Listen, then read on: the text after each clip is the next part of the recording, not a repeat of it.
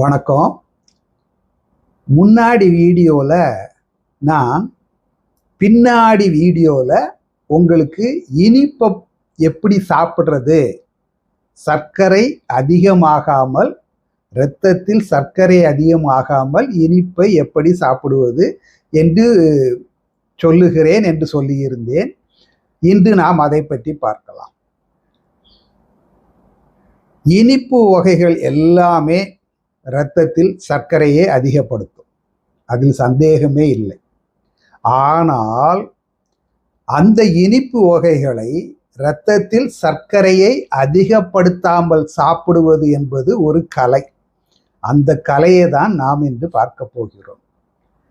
அந்த இனிப்புல இருக்கக்கூடிய கலோரிஸை பொறுத்து, கலோரிஸுங்கிறது சக்தி, அதுல இருந்து கிடைக்கக்கூடிய சுகர்னு வச்சுக்கலாம்.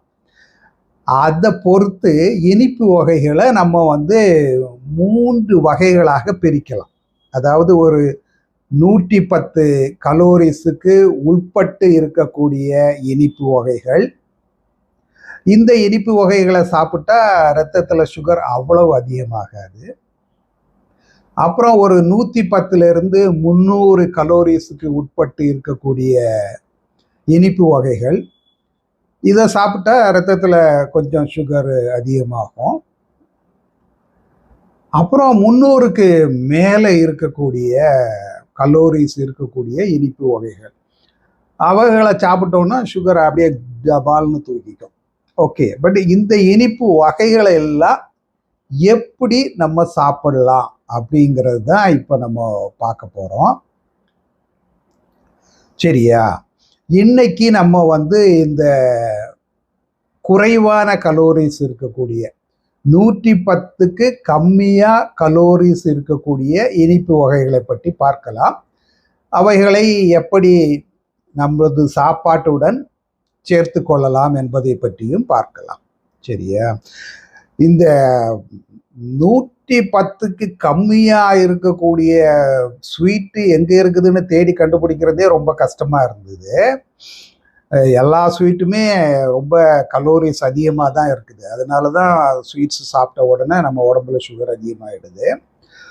பட் 110க்கு கலோரிஸுக்கு குறைஞ்ச சுகரும், ஸ்வீட்ஸ் இனிப்பு வகைகளும் இருக்குது.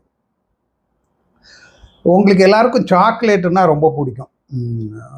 நிறைய பேஷண்ட்ஸு என்கிட்ட சொல்லியிருக்கிறாங்க, ஃபாரின்லேருந்து என் சன்னு வந்தான், என் டாக்டர் வந்தாங்க, பொண்ணு வந்தது அல்லது பையன் வந்தான், நிறைய சாக்லேட் வாங்கிட்டு வந்தான். இவங்களுக்காக வேண்டி வாங்கிட்டு வரல, குழந்தைங்களுக்காக வேண்டி வாங்கிட்டு வந்துருப்பாங்க. பட் இதில் அவங்க நிறைய அடிச்சுடுவாங்க, அதை சாப்பிடுவாங்க. சாப்பிடணுன்னு ஆசை இருக்கும்.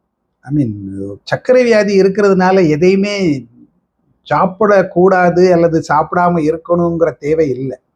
எல்லாத்தையுமே சாப்பிடலாம். பட் ஒரு அளவோட, அந்த அளவுகள், நிபந்தனைகள் அதுக்கு உட்பட்டு நம்ம சாப்பிட்டோம்னு சொன்னால் நம்ம சர்க்கரை அதிகமாகாமல் நம்ம பார்த்துக்கலாம். இப்போ அந்த சாக்லேட்டை பற்றி சொல்லிட்டு இருந்தேன். டார்க் சாக்லேட்னு ஒன்று இருக்குது. டார்க் சாக்லேட்டு ஒரு பீஸு சாப்பிட்டாலே சர்க்கரையின் அளவு அல்லது அதில் இருக்கிற கலோரியோட அளவு 70 கலோரிஸ் இருக்கு. ஒரே ஒரு பீஸில், ஒரு சின்ன ஸ்கொயர் பீஸில் 70 கலோரிஸ் இருக்கு. கோகனட் லட்டு அப்படின்னு ஒன்று இருக்கு. கோகனட் லட்டை வெல்லமோ அல்லது டேட்ஸோ போட்டு பண்ணியிருந்தாங்கன்னா ஒரு சின்ன லட்டுல 100 கலோரிஸ் இருக்குது. ஓட்ஸ் மீல் குக்கி, அதில் ஒரு பீஸில் ஒரு 50 கலோரிஸ் இருக்குது. யோகர்ட் இருக்குது, கொழுப்பு குறைந்த யோகர்ட்டுன்னு இருக்குது. அந்த கொழுப்பு குறைந்த யோகர்ட்டில் 85 கலோரிஸ் இருக்குது. ஓட்ஸ் மீல், அது கூட நட்ஸை போட்டு, ஓட்ஸையும் நட்டையும் மிக்ஸ் பண்ணி லட்டு பண்ணுறாங்க. அந்த லட்டில் 105 கலோரிஸ் இருக்குது. ஜிலேபி ஒரு பீஸில் 88 கலோரிஸ் இருக்குது.